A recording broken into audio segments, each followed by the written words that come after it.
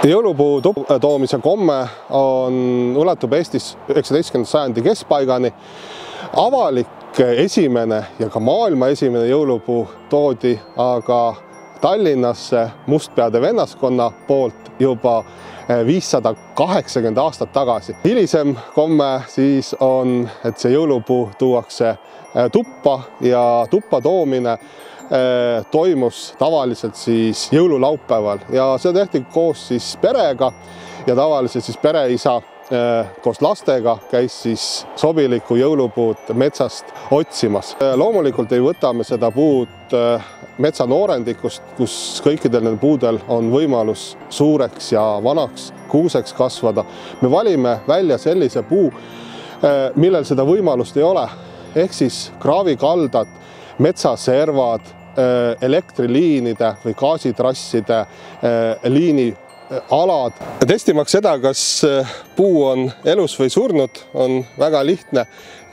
Kui me tõmbame kergelt näppude vahelt võrse läbi, kui okkat ei pudene, siis see puu on täiesti elus ja selle võib koju kaasa võtta. Kui te olete otsustanud jõulupuu kas nulu või kuuse kasuks, siis järgmine mõte on see, et kui kõrge see puu peaks olema.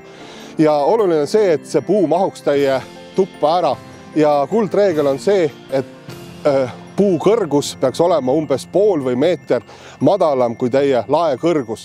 Ja kindlasti pange see puu siis toas sellises kohta, mis ei ole väga soe, ehk siis küttekolletest või radiaatorist eemale. Kui me oleme metsast või müügiplatsist selle kuuse ära valinud, siis esimene samm oleks see, et me kohe ei viiks seda puud tuppa, sest puu peab olema või saama natuke kohaneda selle keskkonnaga, nende temperatuuridega, mis seal toas valitsevad ja kui väljas on näiteks miinuskraadid, siis on see eriti oluline, et me annaksime puule sellist kohanemise aega. Järgmine samm oleks see, et tegu on elava puuga siiski.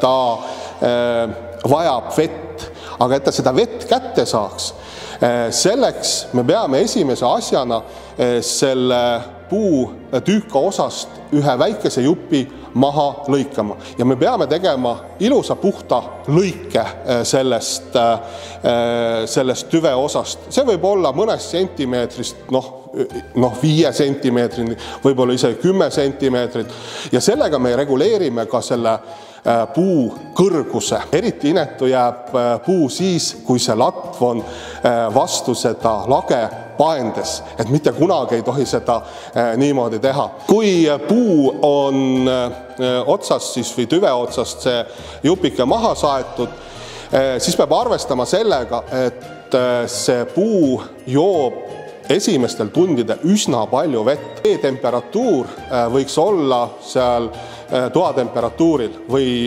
mõni kraad kõrgem, isegi seal võib-olla 40 kraadi, aga mitte kõrgem. Et see ei tohiks kindlasti olla keev ega kuum vesi, pigem selline toasoe või käesoe. Kui puu on aluse peale tõstetud ja temale ka juua antud, siis mõne tunni või ka järgmisel päeval tuleks ta sellest võrgusest lahti lõigata.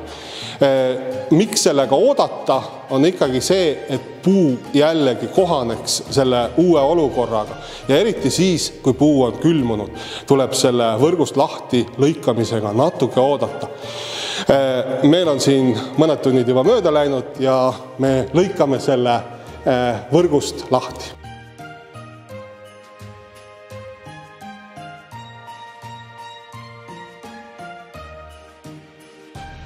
Potipuuna jõulupuu koju toomine eeldab mõningaid teadmisi ja üks nendest on see, et potipuu ei tohi olla kodus väga pikka aega, et 5 päeva kuni nädal, enne kui ta hakkab siis sügavpuhkefaasist välja tulema. Kõige hullem lugu on siis, kui potikuusk jõuab toas noored kasvud välja ajada. Mingil juhul ei tohi siis taolist puud õue tagasi viia.